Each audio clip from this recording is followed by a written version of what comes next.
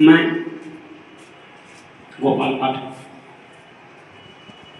शब्द मालिकाओं की प्रस्तुति तैयार की है और जो शब्द मालिकाओं का संग्रह मैंने किया है वो अभी आपके सामने कविता के रूप में प्रस्तुत कर रहा हूँ। कविता का शीर्षक दिया है पावन बिहार। हमारा राज्य बिहार गरिमामयी राज्य है और बिहार ही नहीं हमारा देश, क्योंकि बिहार भारत का ही एक अंग है और शरीर का कोई भी अंग कभी खराब नहीं होता। भारत का कोई भी हिस्सा हमारा अपना है, हम चाहे बिहार के हों या पंजाब के हों, क्योंकि माँ और मातृभूमि जननी जन्मभूमि स्वर्ग आदि गरीयसी ऐसा कहा गया। तो यहाँ पर जो मैंने ये शब्द मालिकाओं का संग्रह जो किया है ना, उसका शीर्षक दिया है पावन बिहार और ऊपर में लिख दिया है देश के नाम संदेश। क्योंकि कविता में जो मैं शब्द मालिकाओं को संग्रहित किया है पावन बिहार, अब मैं आगे उसको बोल रहा हूँ, आप श्रवण करेंगे, सुना जाए। कविता का शीर्षक है पावन बिहार। है बिहार भारत का गौरव, है बिहार भारत का गौरव, वसुंधरा की शान है, शून्य दिया जिसने दुनिया को, शून्य दिया जिसने दुनिया को, अर्थ जगत की जान है। हम सभी जानते हैं इकोनॉमिक्स के आधार, इकोनॉमिकल कंडीशन में शून्य का कितना महत्व है। शून्य के बिना कुछ भी कार्य संभव नहीं हो पा रहा है और वो हमारा बिहार की धरती से ही शून्य का प्रादुर्भाव हुआ है। मैंने लिखा है बिहार भारत का गौरव, वसुंधरा की शान है, शून्य दिया जिसने दुनिया को, अर्थ जगत की जान है। संगम साझी संस्कृति का, यहाँ की संस्कृति भी साझी संस्कृति है, यहाँ संस्कृतियों का संगम है। हर वर्ग के लोग आपस में भाईचारे से रहते हैं। तो लिखा है संगम साझी संस्कृति का घुला मिला व्यवहार है, आतिथ्य भाव जगमगा रहा यह सबका पालनहार है। हमारे यहाँ अगर कोई बाहरी लोग भी आ जाते हैं, शरणार्थी भी आते हैं, तो मैं उनको शरण देता हूँ।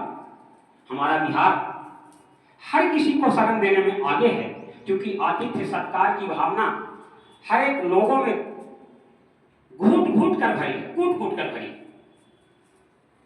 आगे की पंक्ति है आर्यभट्ट का नाम जहां में नहीं कौन है जानता, चक्रवर्ती सम्राट का लोहा कौन नहीं है मानता। हमारे देश में देश ही कहें, राज्य कहना उचित नहीं होगा, क्योंकि राज्य एक अलग एक अपने क्षेत्र में लेकिन है, भारत माँ का ही अंग है वो। तो हम भारत देश के रहने वाले हैं। तो मैं ये कहता हूं आर्यभट्ट जो इसी बिहार से आए, जिन्होंने खगोल के बारे में क्या नहीं बताया, और चक्रवर्ती सम्राट अशोक प्रियदर्शी ऐसे सम्राट जिन्होंने, आप तो जानते ही हैं कि मैंने कभी किसी के सामने नतमस्तक अगर हुए भी तो केवल धर्म के सामने, चाहे वो बौद्ध धर्म हो आदि, लेकिन वो किसी के सामने नतमस्तक भी नहीं हुए। तो वैसे सम्राट भी बिहार से, और उनका लोहा सबों ने बना। तीसरा पैराग्राफ में लिखे हैं गुरु गोविंद की पावन नगरी, गुरु गोविंद की पावन नगरी, सत्यमेव जयते का तरवर, यहीं से सत्यमेव जयते जो आज पूरी धरती पर कहीं इसका अनुकरण होता है, पूरी धरती पर होता है। तो यहाँ पर लिखे हैं गुरु गोविंद की पावन नगरी, सत्यमेव जयते का तरवर, नालंदा की समुद्र पर दीवा, विश्व जगत का मानसरोवर। हमारे ही राज्य में, हमारे ही क्षेत्र में, अपने ही देश में नालंदा एक ऐसा जगह था जहां ज्ञान विश्व को बांटा गया और वो उनके लिए महान सरोवर का कार्य किया, वो भी इसी बिहार की धरती पर था। बौद्ध जैन सिखों का संगम, ईसाई जन साथ में। बौद्ध जैन सिखों का संगम, ईसाई जन साथ में। प्रेम सुधारस बरसाने को, प्रेम ध्वजा भी हाथ में। हम सभी प्रेमी हैं, हम बिहारवासी बहुत प्रेमी हैं, बहुत प्रेम करते हैं, अगाध प्रेम करते हैं। बशर्ते हमें हमारे प्रेम को समझा भी जाए। और इसमें लिखा गया है, आजाद हुआ भारत जग में तो राष्ट्रपति भी पाया था। इसी बिहार की धरती से स्वतंत्र भारत के प्रथम राष्ट्रपति श्री डॉक्टर राजेंद्र प्रसाद बाबू, जिन्होंने स्वतंत्रता के बाद पहली बार देश की कमान राष्ट्रपति के पद से संभाला था, वो भी इसी राज्य से थे।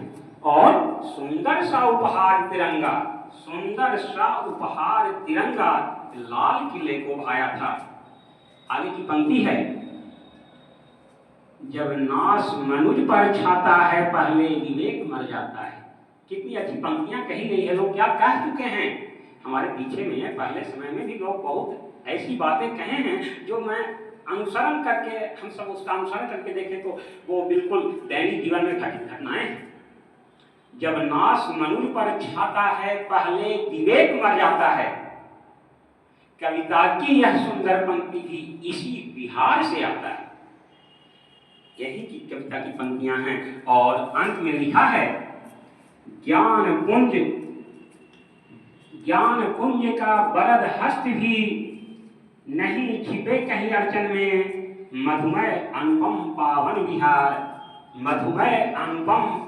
बिहार है हिंद देश की धड़कन में, है हिंद देश की धड़कन में, है हिंद देश की धड़कन में। जय हिंद, जय भारत।